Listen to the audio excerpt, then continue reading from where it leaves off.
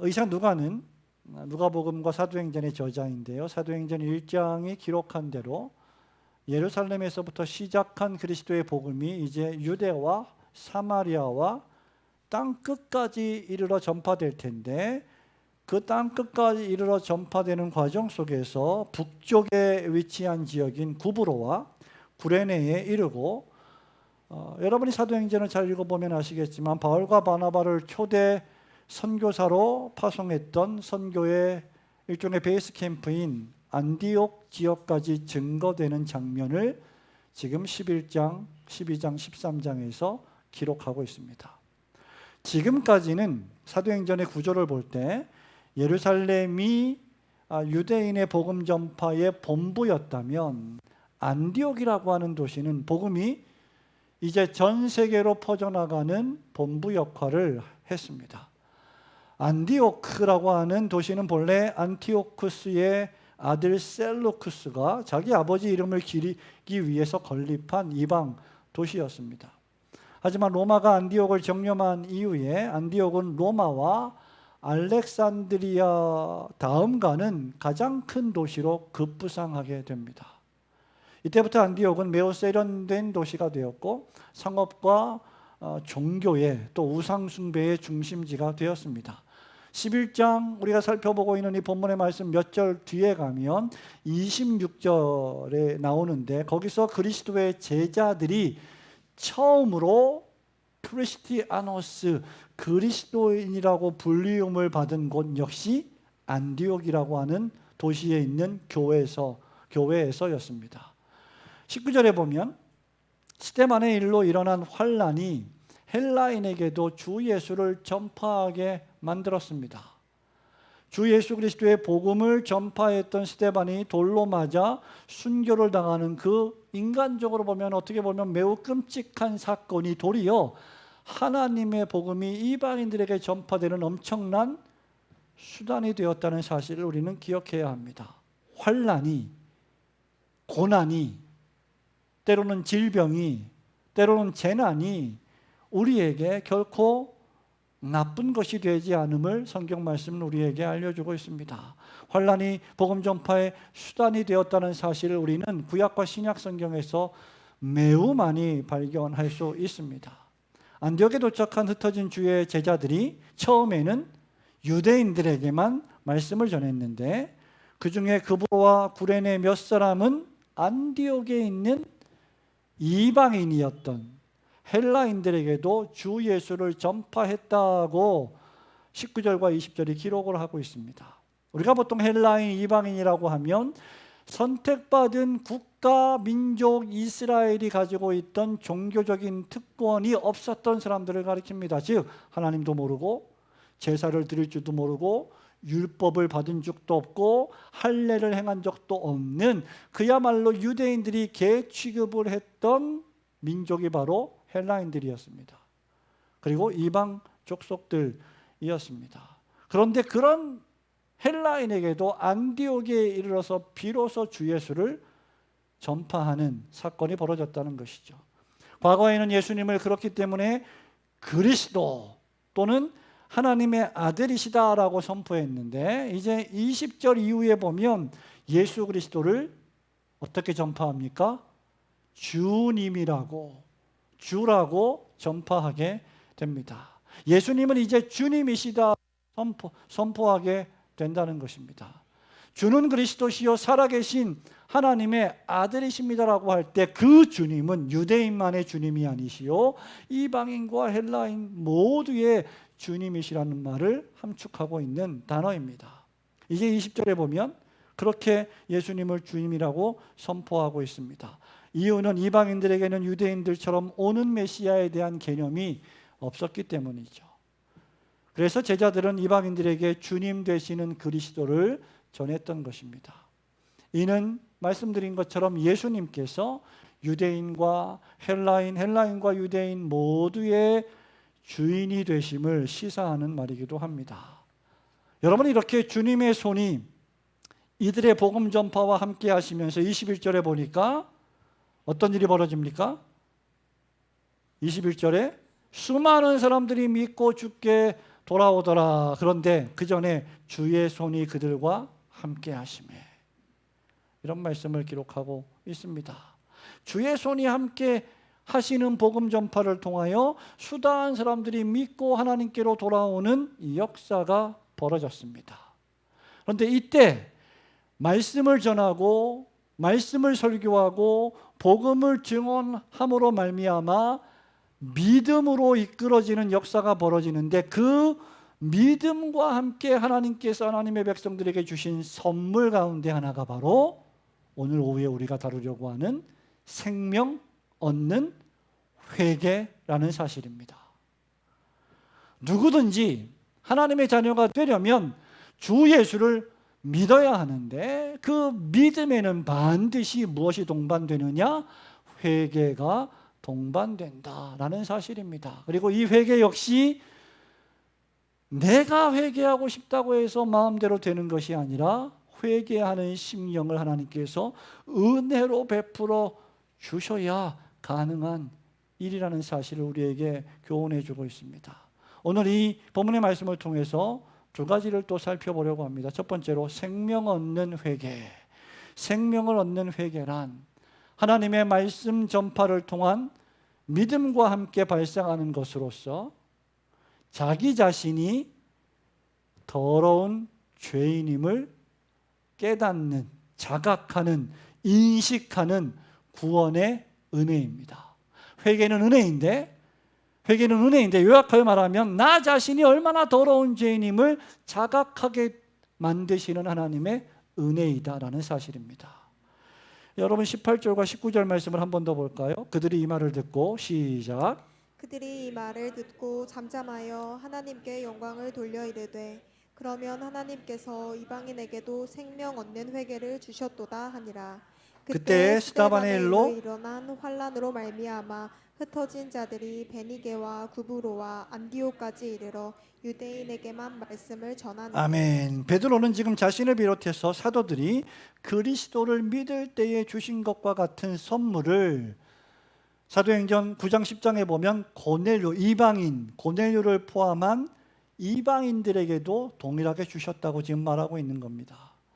그리고 그 누구도 하나님이 이렇게 생명 얻는 회개를 이방인들에게까지 주신 이런 일을 막을 자가 없다고 말하는 것이죠. 그리고 그 결론은 하나님께서 이방인들에게도 생명을 얻는, 영생을 얻는, 천국을 선물로 받는 회개를 주셨다는 것입니다. 그러므로 우리는 이 사건에서 몇 가지를 추론할 수 있습니다. 첫 번째로 생명 얻는 회개를 주시는 분은 사람이 아니라 하나님이시라는 사실입니다. 믿으시기를 주님의 이름으로 축원합니다. 여러분 18절에 보니까 하나님께서 어떻게 해요? 이방인에게도 생명 얻는 회개를 주셨도다. 하나님께서 회개를 주셨다라는 말입니다. 하나님께서 오전 말씀 들으신 것처럼 하고자 하시는 일을 긍휼히 여기시는 것입니다. 긍휼을 베풀 자에게 긍휼을 베푸시는 것입니다. 여러분 두 번째로 이 회개는 어떤 회개입니까? 율법적 회개가 아닙니다. 이것은 단순한 후회도 아니고 사망에 이르게 하는 율법적인 회개도 아닙니다. 회개하고 믿는 자는 누구든지 영생을 얻게 될 것이기 때문에 회개하는 자들은 자신 안에 영원한 생명이 시작되었음을 확신하게 될 것입니다. 이것은 율법을 지키다가 어겨서 두려움에 빠져서 슬퍼하거나 연민에 빠지는 그런 정도의 회개가 아니라는 말이에요. 또 세 번째로 영생 얻는 회개의 복을 받을 자는 누구냐라고 할 때 유대인들뿐만 아니라 누구들에게도 확장된다고요? 이방인들입니다. 이방인들이 누굽니까? 이전에는 하나님을 믿지도 않았고 알지도 않았습니다. 여러 우상신들을 숭배했습니다. 그리스 로마 신들을 숭배하며 살았던 존재들입니다.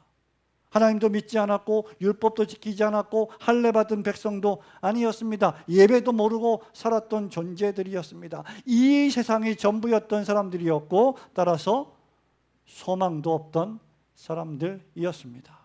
그저 눈에 보이는 이 세상이 전부였던 사람들, 그들에게도 영생 얻는 회개를 선물로 주신 것입니다. 개혁주의 신학자들은 이런 의미에서 회개를 두 종류로 구분을 했습니다. 하나는 율법적 회개요, 다른 하나는 복음적 회개입니다. 율법적인 회개는 어떤 회개입니까?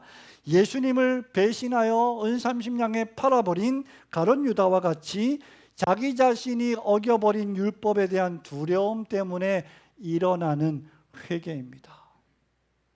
율법적 회개에는 마음의 진정한 변화와 완전한 개혁을 일으키는 복음의 은혜가 없는 회개입니다. 십자가의 눈물이 없는 회개입니다. 율법적 회개는 잘못한 일에 대한 일종의 후회와 같은 회개입니다. 여러분, 우리 그리스도인들이 이런 죄에 자주 빠질 때가 있습니다. 여러분들이 어떤 죄를 범했을 때, 생각으로나 말로나 행동으로 의지적으로 어떤 죄를 범했을 때 여러분들의 즉각적인 반응은 무엇이어야 합니까? 이 죄가 하나님과 나와의 관계에서 어떤 문제를 초래할 것인가에 대한 두려움이어야 합니다.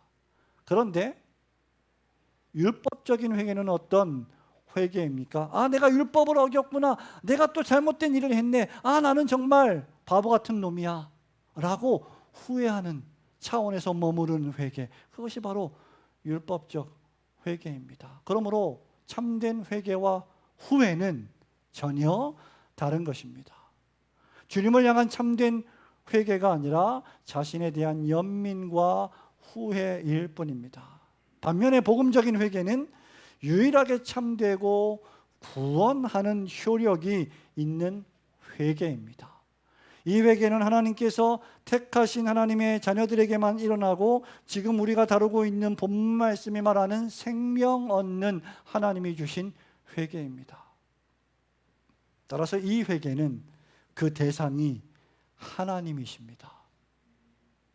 하나님 앞에서 내가 죄인임을 자각하고 깨닫고, 하나님, 나는 죄인으로소이다, 나를 불쌍히 여겨주세요 라고 고백했던 세리처럼 자기 자신이 죄인임을 인정하는 것입니다.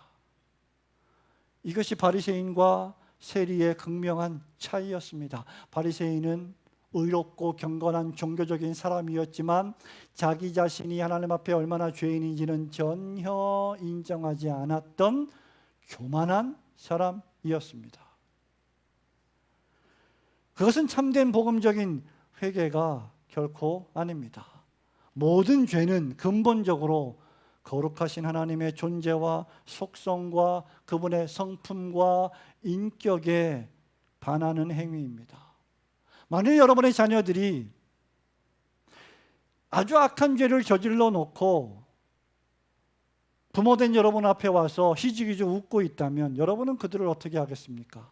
만일 여러분이 똑같은 죄를 저지르고 있으며 똑같이 죄와 악에 빠져 살고 있는 사람들이라면 그것에 대해서 심각성을 느끼지 않을 것입니다. 그러나 여러분이 거룩하고 경건하고 하나님을 경외하며 참으로 진리의 말씀을 사랑하는 성품을 가진 그리스도인이라면 그 성품이 자기 자녀를 향한 엄청난 책망으로 연결되게 될 것입니다.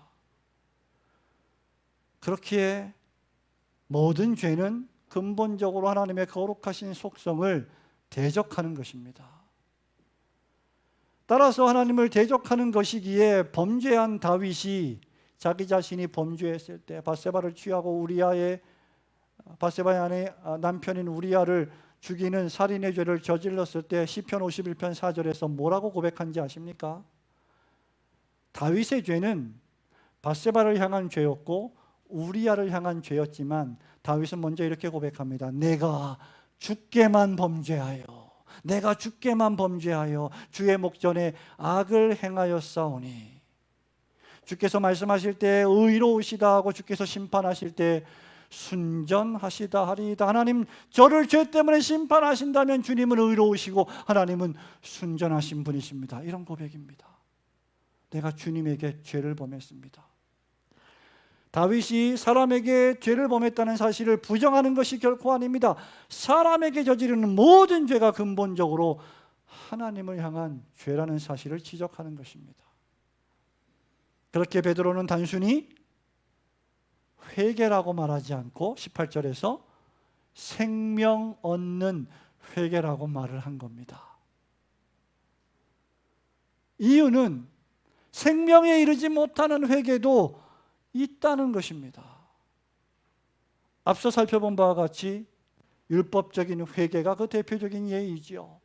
단순히 죄를 저질러 놓고 후회하고 또다시 죄를 저지르고 또 후회하고 또다시 그 죄에 빠지는 것이 바로 생명에 이르지 못하는 회개인 것입니다. 이에 대해서 지금 배우고 있는 소교리 문답, 대교리 문답들이에요. 자, 76번 첫 번째 문장을 문답해 보도록 하겠습니다. 이제 제가 주보 3페이지라고 말씀을 안 드려도 다 펼쳐서 보고 계십니다. 제가 질문하면 답하시기 바랍니다. 생명에 이르는 회개란 무엇입니까? 답 시작. 생명에 이르는 회개란 죄인의 마음의 성령과 하나님의 말씀으로 말미암아 역사된 구원의 은혜를 끔찍함을 보고 지각하는 것입니다. 네, 이것이 바로 대요리 문답이 정의하고 있는, 진술하고 있는 생명에 이르는 회개의 첫 번째 정의입니다. 그런 의미에서 생명 얻는 회개는 후회나 자기 연민이나 일시적인 뉘우침이 결코 아닙니다.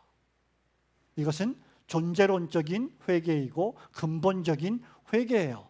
생명 얻는 회개는 여러분의 마음과 여러분의 영혼이 완전히 새롭게 되어 모든 경우에 죄에서 떠나 하나님을 향하게 만드는 혁명적인 변화입니다. 그러므로 이 회개는 한 번만 발생하기 시작해서 계속하여 그 발생한 회개의 기초에서 매일매일 회개로 이어지는 진정한 회개입니다. 신자의 삶 전체에 있어서 끊임없이 발생하는 회개입니다. 즉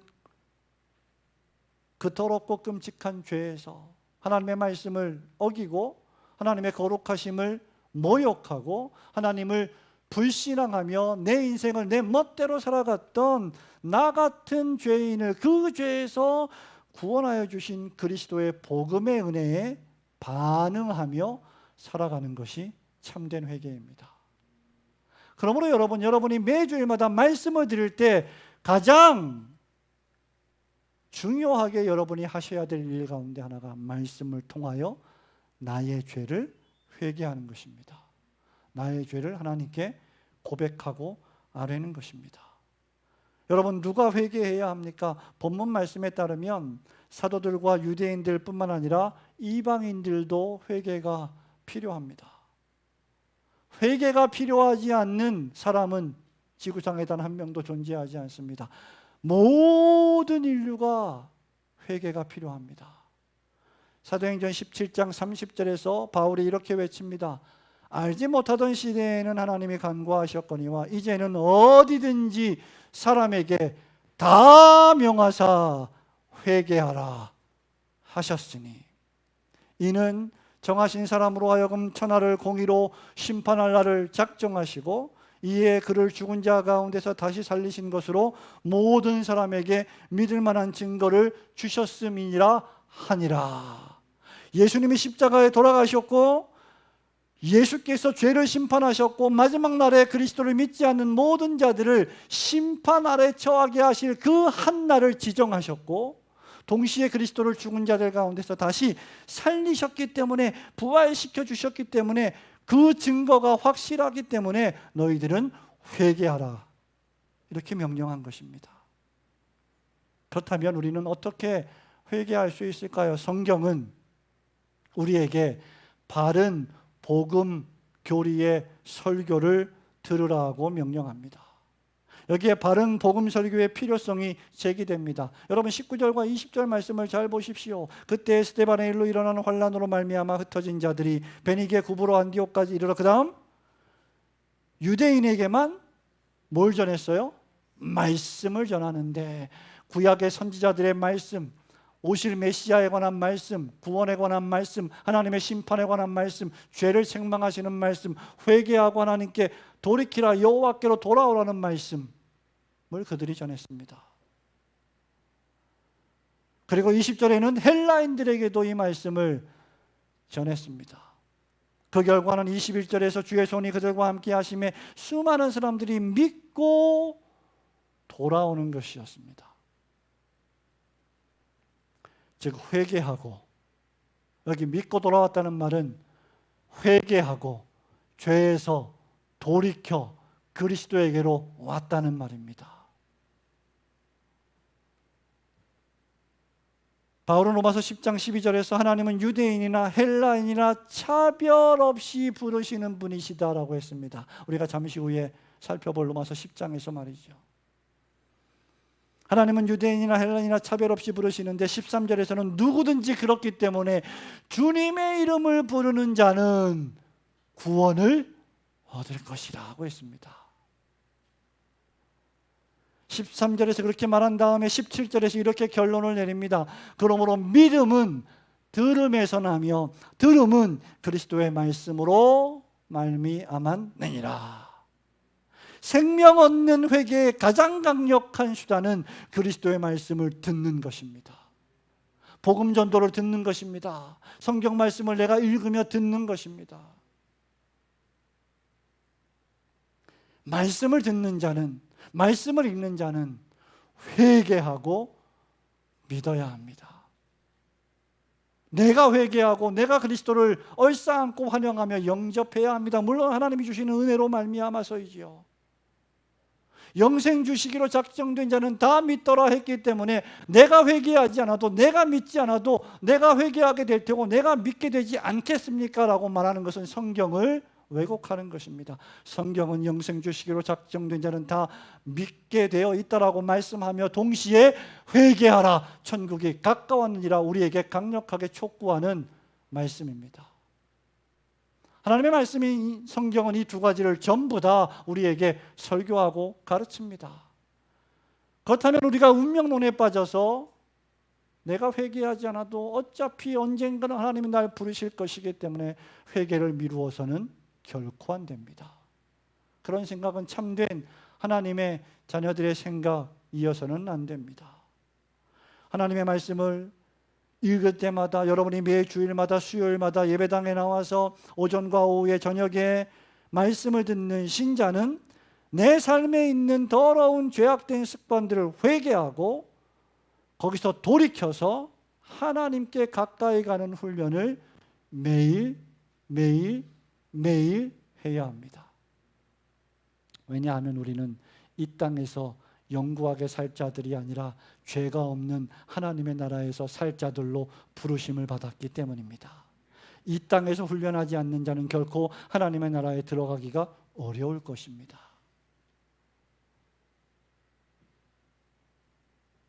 성도 여러분, 말씀을 1년, 2년, 3년, 5년, 7년, 10년, 20년을 들었음에도 불구하고 회개하지 않는 완고한 마음은 멸망의 상징입니다.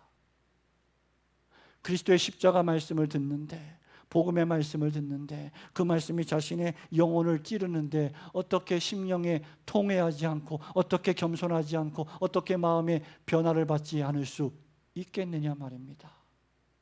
만일 그렇다면 그것은 멸망으로 가는 마음의 상징이라는 것입니다. 토마스 보스턴이 말한 것처럼, 여러분 토마스 보스턴 오전에 말씀드렸죠. 제가 일부러 책을 한 권 가져왔어요. 토마스 보스턴의 소교리문답 해설 1위입니다. 별로 안 놀라시는군요. 980페이지 1번부터 38번 대요리문답 아닙니다. 소교리문답 1번부터 38번을 98페이지에 걸쳐서 설교했고 2권짜리입니다. 이것은 강의가 아니에요. 토마스 보스턴 목사님이 17세기 후반과 18세기 초반에 자신이 섬기던 두 작은 시골 교회에서 90차례 주일날 설교한 설교입니다. 1시간 반, 2시간씩. 이것이 17세기에 실제 벌어진 일들이었습니다. 그 토마스 보스턴이 생명 얻는 회개에 대한 설교에서 이렇게 말합니다. 회개하지 않는 완고한 마음은 상실한 상태를 입증하는 슬픈 표지입니다. 만일 우리가 날마다 하나님 앞에 나왔을 때 죄인 세리처럼 하나님, 나는 죄인입니다, 나를 불쌍히 여겨주세요, 이런 마음이 없다면, 그리고 그 죄를 날마다 회개하며 살지 않는다면 하나님으로부터 멀어지는 것이고, 그러다가 죽으면 영원한 멸망을 당할 것입니다.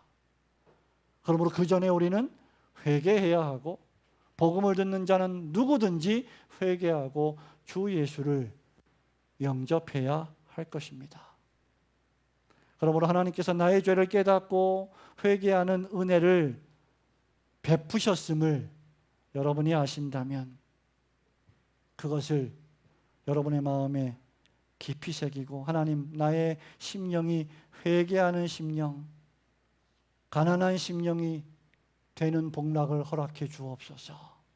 그렇게 기도하시는 복된 성도들이 되시기를 주님의 이름으로 축원합니다. 두 번째로 생명 얻는 회개란 구체적으로 자신의 죄가 얼마나 위험하며 끔찍한 것인지를 깨닫고 그것으로부터 돌이켜 하나님께로 가까이 가게 하시는 성령님의 은혜입니다. 우리 20절, 21절 말씀을 한 번 더 볼까요? 그 중에 구브로와, 시작. 그 중에 구브로와 구레네 몇 사람이 안디옥에 이르러 헬라인에게도 말하여 주 예수를 전파하니 주의 손이 그들과 함께 하심에 수많은 사람들이 믿고 주께 돌아오더라. 주께 돌아오더라. 여러분, 대우리 문답 두 번째 문장을 문답해 보겠습니다. 오른쪽에 있습니다.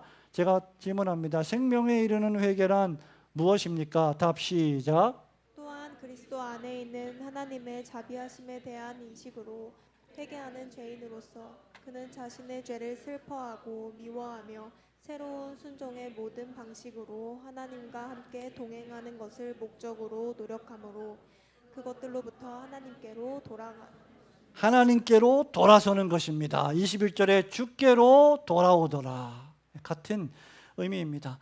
이것은 생명 얻는 회개의 여러 요소들을 가리키죠. 앞서 회개는 자신의 더러움과 자신의 죄의 끔찍함을 지각하는 것이라고 했습니다.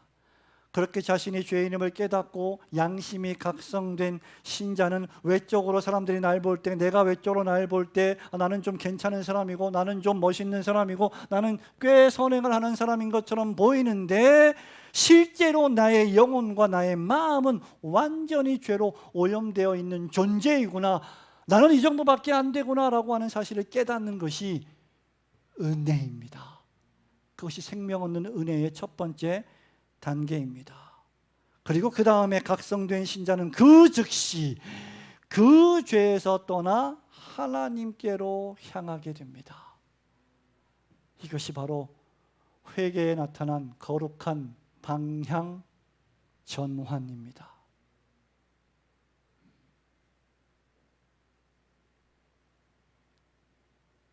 이것이 지금 바로 대우림답 76번 마지막 문장이 강조하는 것입니다. 그것들로부터, 그 더럽고 끔찍한 죄로부터 떠나 돌이켜 방향을 전환하여 하나님께로 가는 것, 그것이 회개입니다. 그러니까 여러분, 회개는 단순히 내가 오늘 지은 죄, 이런 죄를 지었습니다, 이런 죄를 지었습니다, 고하고 용서받고 하는 차원에서 머무르지 않습니다. 떠나 하나님께로 향하여 더 가까이 가는 겁니다.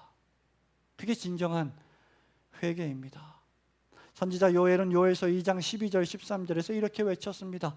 여호와의 말씀에 너희는 이제라도 금식하고 울며 애통하고 마음을 다하여 내게로 돌아오라 하셨나니, 그 다음 너희는 옷을 찢지 말고 마음을 찢고 너희 하나님 여호와께 돌아올지어다. 여러분, 왜 옷을 찢으라고 했을까? 찢지 말라고 했을까? 옷을 찢는 것, 베옷을 입는 것은 슬픔의 상징입니다. 내가 회개하고 있다는 외적인 표식입니다. 그것만으로 충분하지 않다는 겁니다. 마음을 찢어야 한다는 거죠. 사람들은 얼마든지 가식적으로 회개할 수 있기 때문이죠. 종교적으로 회개할 수 있기 때문이죠. 그는 은혜로우시며 자비로우시며 노하기를 더디하시며 인애가 크시사 뜻을 돌이켜 재앙을 내리지 아니하시나니. 하나님께서 어떤 성도를 기뻐하고 즐거워하실까요? 심령이 가난한 성도, 죄를 회개하는 성도. 생명 얻는 회개라는 이 구원적 은혜를 받은 신자의 특징은 그래서 하나님 앞에서 자신을 겸비하는 것입니다. 겸비가 무엇입니까? 겸손히 하나님의 앞에서 자신을 낮추는 것입니다. 베드로가 이렇게 권면했지요. 베드로전서 5장 6절입니다. 여러분, 베드로가 어떤 인물이었습니까? 12제자 가운데 수제자들 가운데도 수제자였는데 그가 3번씩이나 예수님을 부인했습니다. 가장 참혹한 시험에 빠진 인물이었습니다. 그리고 회개했던 사도였습니다. 돌이켰던 사도였습니다. 베드로전서 5장 6절에서 이렇게 말합니다. 하나님의 능하신 손 아래에서 어떻게 하라? 겸손하라. 때가 되면 너희를 높이시리라. 누굴 향한 말씀이지 아십니까? 젊은 사람들에게. 자기 때를 기다리지 않고 교만히 행하여 멸망을 당하는 젊은이들을 보는 것은 얼마나 슬픈 일입니까? 베드로는 자기 자신이 젊을 때 얼마나 겸손하지 못하고 자신만만해하고 교만했었는지를 잘 알고 있었습니다. 내가 주와 함께 죽으러 가겠습니다. 감히 누가 주님을 잡으러 옵니까? 칼을 빼서 대제사장 말고의 귀를 잘라버린 인물이 베드로였습니다. 다 주를 부인할지언정 나는 주님을 부인하지 않겠습니다 라고 했던 인물이 베드로였습니다. 그런데 작은 여종 하나가 너도 그 당이라고 했던 그 말 한마디에 속수무책으로 넘어진 존재가 베드로였습니다. 그러므로 이 말씀은 책에서 배운 말씀이 아닙니다. 하나님의 능하신 손 아래에서 겸손하라. 그 겸손은 바로 생명 얻는 회개의 여러 요소들로 구성됩니다. 크게 2가지입니다. 첫째는 하나님의 말씀 선포를 통하여 깨닫게 된 자신의 죄에 대하여 슬퍼하고 그 죄를 미워하는 것입니다. 여러분, 죄를 슬퍼하고 미워하는 데까지 나아가지 않으면 죄를 떠날 수 없습니다. 죄를 슬퍼하는데 미워하지 않으면 그 죄를 슬퍼한 그것을 회개로 여기고 또다시 그 죄를 저지를 가능성이 매우 크기 때문입니다. 아담 안에서 하나님의 광대한 자비하심을 모욕한 일에 대하여, 하나님의 뜻보다 자기 자신의 뜻을 앞세운 교만한 일에 대하여 슬퍼하고 미워하는 것입니다.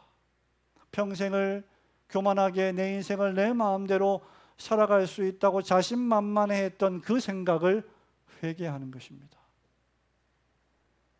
하나님을 떠나고 하나님의 말씀을 떠나고 거룩한 교회 공동체를 떠나 이방인처럼 믿음 없이 육체를 위하여 살아간 지나간 때를 회개하는 것입니다. 그것을 부끄러워하는 것입니다. 그것은 자랑이 아닙니다. 여러분, 종종 우리가 한 20, 30년 전에 간증하는 사람들을 얼마나 강단에 많이 세웠습니까? 그렇게 강단에 세운 간증하는 자들이 무슨 이야기를 했습니까? 내가 이렇게 나쁜 짓을 해서, 내가 이렇게 실수를 해서 죽을 죄에 빠졌는데 하나님이 나를 이렇게 구해 주셨습니다. 여러분, 그것이 하나님의 은혜를 드높이는 일 같지만 사실은 참으로 부끄러운 일에 대한 고백일 뿐입니다. 내가 세상에서 이렇게 잘 나가던 사람이었는데 그거 다 포기하고 주님 앞에 왔습니다. 어쩌라고요? 그것이 뭘 주님을 위해서 포기한 일입니까? 주님께서 우리를 위하여 그분의 생명을 십자가에 주신 것이 진정한 포기지요. 우리는 주님을 위하여 포기한 것이 아무것도 없습니다. 오히려 우리는 주님 때문에 모든 것을 얻은 축복의 사람들입니다. 로마서 6장 21절처럼 하나님을 떠나 있을 때 우리가 맺은 열매는 그저 죄의 열매요. 그래서 부끄러운 것들입니다. 세상에서 잘 나가는 거? 그게 뭘 자랑할 일입니까? 하나님을 떠나고 세상에서 잘 나가는 것은 부끄러운 일입니다. 생명 없는 회개의 은혜를 받은 자는 항상 그렇게 자기 자신의 마음을 살피며 자기 속에 죄된 마음과 속된 마음과 더러운 마음과 교만한 마음으로 가득 찬 것을 보고 가슴을 치며 하나님, 내가 죄인입니다라고 자복하는 사람입니다. 우리 주님이 말씀하신 것처럼 너의 손과 발이 범죄하면 찍어내버리라. 너의 눈이 범죄하면 빼어내버리라. 그 정도로 죄를 미워하라는 말씀입니다. 이유는 한눈으로 영생에 들어가는 것이 두 눈을 가지고 지옥불에 던져지는 것보다 더 나은 일이다라고 우리 예수님이 친히 말씀하셨습니다. 생명 없는 회개의 큰 두 번째 요소는 이렇게 죄를 슬퍼하고 미워하며 죄에서 돌이켜 그 다음 하나님께로 향해 걸어가는 것입니다. 아까 말씀드린 것처럼 이것은 거룩한 방향의 전환입니다. 디모데후서 2장 19절에서 바울이 이렇게 말합니다. 젊은 사역자 디모데에게 가르치면서 네가 목회할 때, 네가 성도들을 양육할 때 이렇게 가르쳐야 한다. 주의 이름을 부르는 자마다 불의에서 떠날지어다. 나더러 주여 주여 하는 자마다 다 세상의 천국에 들어갈 것이 아니요 하나님의 뜻대로 행하는 자라야 들어가리라. 여러분, 하나님의 뜻대로 행하는 것이 무엇입니까? 의를 행하는 것입니다. 그러나 불의를 행한다면 그는 주의 이름을 부르는 자가 아닙니다. 우리는 얼마든지 주님의 이름을 종교적으로 부르면서 불의 가운데 머무를 수가 있습니다. 그 마음을 살피고 그것을 떠나야 합니다. 죄를 미워하고 부끄러워하면서도 동일한 죄를 습관적으로 계속 저지르는 것은 부끄러운 일입니다. 그 죄를 저지르는 어떤 시간이 있다면, 공간이 있다면 파괴하고 없애고 가지 않아야 합니다. 잘라내야 합니다. 탈퇴해야 합니다. 거룩하지 못한 습관을 쫓는 공동체에 함께 거해서는 안 됩니다. 그렇게 할 때 우리는 거룩을 추구할 수가 있게 됩니다. 신자는 과감하게 죄에서 떠나야 됩니다. 여러분, 나라를 지키는 군인들이 지금은 정말 많이 이상하게 변했지만 군대에 입소하게 되면 뭐 합니까, 여러분? 다 끊어버리지 않습니까? 아무도 연락이 안 되고 핸드폰도 뭐 그때는 없었으니까 핸드폰도 없고 연락을 취할 방법도 없어요. 오로지 훈련하는 겁니다. 여러분, 군인만 그렇습니까? 운동선수 마찬가지입니다. 이 목적을 추구하기 위해서, 이 목적을 성취하기 위해서 세상의 모든 것들을 끊어버리는 시기들이 그들에게 있습니다. 우리 그리스도인들은 어떻게 세상 죄와 싸워야 합니까? 우리가 세상 사람들보다 더 못해서야 되겠습니까? 과감히 여러분이 습관적으로 반복적으로 저지르는 죄를 끊어버려야 됩니다. 연약하다고 합리화해서는 안 됩니다. 사단은 그 연약을 합리화하는 그 마음을 계속 이용할 것이기 때문입니다. 자, 괜찮아. 너 연약하잖아. 괜찮은 거야. 연약한데 뭐 어떻게, 하나님도 참아주실 거야. 그런 거짓된 속삭임에 속지 마십시오. 생각하고 말하고 행동할 때 저지르는 죄를 미워하고 떠나야 합니다. 홀로 있을 때 은밀한 죄를 떠나야 합니다. 다른 이들과 함께 있을 때 저지르는 죄를 떠나야 합니다. 나쁜 습관, 게으름, 악한 습관들에서 과감하게 떠나야 합니다. 왜냐하면 그렇지 않고서는 하나님 앞에 온전히 서지 못할 것이기 때문입니다. 다윗은 시편 24편 3절에서 이렇게 노래합니다. 여호와의 산에 오를 자가 누구며 그의 거룩한 곳에 설 자가 누구인가? 곧 손이 깨끗하며 살인하지 않으며 도둑질하지 않으며 내 손으로 다른 사람의 것을 빼앗지 않으며 손이 깨끗하며 마음이 청결하며 뜻을 허탄한 데에 두지 아니하며 거짓 맹세하지 아니하는 자로다. 물론 경건한 신자도 신앙생활을 하는 가운데 죄와 싸우는 가운데 유혹에 빠질 수 있고 강력한 사단에 쏘는 불화살에 맞을 때가 있습니다. 그래서 실족할 수도 있습니다. 그러나 참된 생명 얻는 회개의 은혜를 받은 신자는 반드시 그 유혹과 실족에서 빠져나오게 되어 있습니다. 만약 그렇지 않다면 하나님께서 우리에게 생명 얻는 회개를 주시지 않은 것이 되기 때문입니다. 하나님이 우리에게 생명을 얻는, 영생을 얻는 회개를 주셨다면 우리가 범죄했을지라도 그 범죄에 오래 머무르지 않고 다시 떠나 방향을 전환하여 하나님께로 돌아오게 되어 있습니다. 하나님께서 그렇게 하실 것입니다. 그러므로 여러분, 그들의 삶이 습관적으로 계속 그 죄에 머무를 수는 없는 것입니다. 그렇게 이제 회개하는 신자는 완전히 방향을 전환해서 하나님께로 돌아갑니다. 죄에서 떠난 신자는 하나님에게로 돌아가게 되어 있습니다.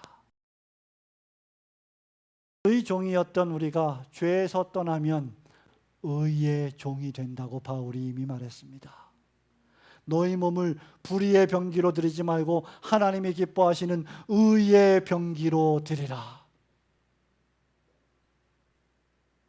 그러므로 죄에서 떠나면 하나님의 종이 되어 하나님을 섬기며 살아가는 것은 자연스러운 반응입니다. 이전에 죄를 좋아했고 죄를 사랑했고 죄에 몰입했던 내 영혼이 이제는 하나님을 사랑하고 하나님을 몰입하며 하나님께 가까이 가게 됩니다.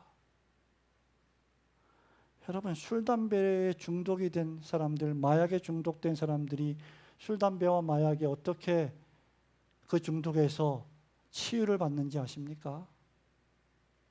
술, 담배가 나빠! 마약은 나쁜 거야! 절대 하지 마! 그렇게 해서 해결되지 않습니다. 그걸 몰라서 술, 담배를 합니까? 그걸 몰라서 마약을 합니까? 그걸 알아도 그 폐해와 그 해악을 알아도 그것이 주는 일시적인 즐거움이 너무 크기 때문에 알고도 죄를 짓습니다. 그러면 이것을 해결하는 방법은 하나밖에 없습니다. 더 큰 자극을 주는 것이죠. 더 큰 쾌락을 주는 것입니다. 더 큰 기쁨과 즐거움을 주는 것입니다. 그것이 그리스도 예수 안에 나타난 하나님의 사랑입니다.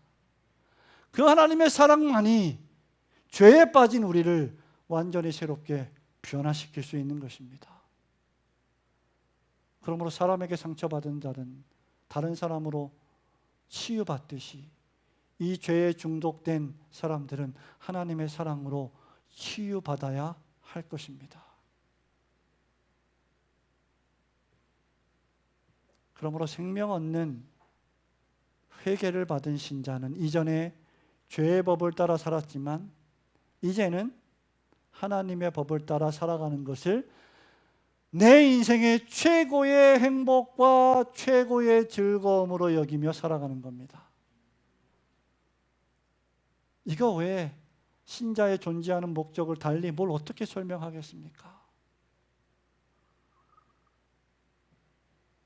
토마스 버스턴 목사님은 소요리 문답, 대요리 문답, 일문답, 사람이 제일 되는 목적이 무엇입니까? 사람이 제일 되는 목적은 하나님을 영원롭게 하고 그분을 영원토록 즐거워하는 것입니다 라고 하는 이 짧은 문장을 무려 30여 페이지에 걸쳐서 설명합니다. 왜냐하면 그것이 가장 중대한 질문이기 때문이죠. 시인 아삽은 시편 73편 28절에서 이렇게 고백했어요. 하나님께 가까이함이 내게 복이라. 내가 주 여호와를 나의 피난처로 삼아 모든 주의 행적을 전파하리이다.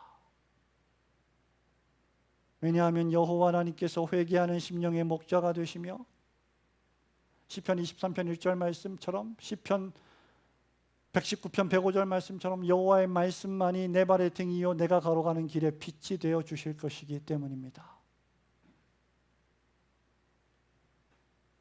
여러분은 이런 하나님을 알고 계십니까? 이런 하나님께 날마다 가까이 가는 것이 여러분의 최고의 행복으로 여기고 계십니까? 그러므로 이제 여러분이 생명 얻는 회개의 은혜를 받았다면 날마다 하나님 주신 계명의 말씀을 묵상함으로 아주 사소하고 작은 죄에서라도 떠나 날마다 하나님에게로 돌아가시는 복된 성도들이 되시기를 주님의 이름으로 축원합니다. 사랑하는 성도 여러분, 말씀을 맺습니다.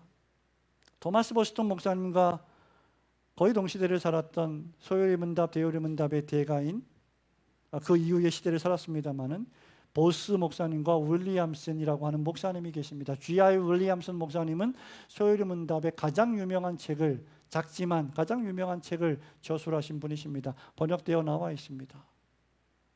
이 두 분의 목사님은 오늘날 교회 안에 참된 회개가 적은 이유를 가리켜 하나님의 계명의 말씀과 하나님의 거룩과 그리고 죄에 대한 하나님의 진노하심을 설교하지 않기 때문이라고 했습니다. 오늘날 교회의 강단은 죄를 미워하시는 거룩하신 하나님, 죄를 심판하시는 진노하시는 하나님을 더 이상 설교하지 않고 더 이상 듣기 좋아하지 않습니다. 일반적으로 볼 때 교회가 거룩한 오락의 장소로 전환되어 버린 느낌을 지울 수가 없습니다. 오늘날 교회는 하나님을 사랑의 하나님, 누구를 형벌하시기에는 너무나 친절하신 하나님으로만 선언했기 때문이다, 이렇게 말하고 있습니다. 이미 200년 전에 목사님들이 이렇게 진단했어요, 그 시대를. 그러면 우리 시대는 얼마나 더 하겠습니까? AI도 없고 유튜브도 없고 스마트폰도 없고 넷플릭스도 없던 시대에, 물론 그때에도 자치기도 있었고 뭐 구슬치기, 딱지치기도 있었지만 그런 시대에조차 하나님의 진노에 대해 설교하지 않기 때문에 하나님은 그저 사랑하시는 하나님, 나에게 친절만 베푸시는 하나님이라고 설교하기 때문에 참된 회개를 찾아보기 어렵다라고 말했다면 오늘날 우리 시대는 얼마나 더 그러하겠습니까?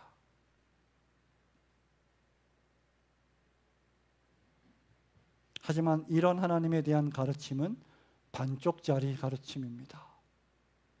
선지자들은 끊임없이 죄를 회개하고 하나님께로 돌아오라, 여호와께로 돌아오라, 여호와께로 돌아오라 끊임없이 설교했습니다. 그러다가 돌에 맞았고, 그러다가 칼에 찔려 죽었습니다. 그러다가 순교했습니다. 그것이 그들이 받은 하나님의 말씀이었기 때문입니다.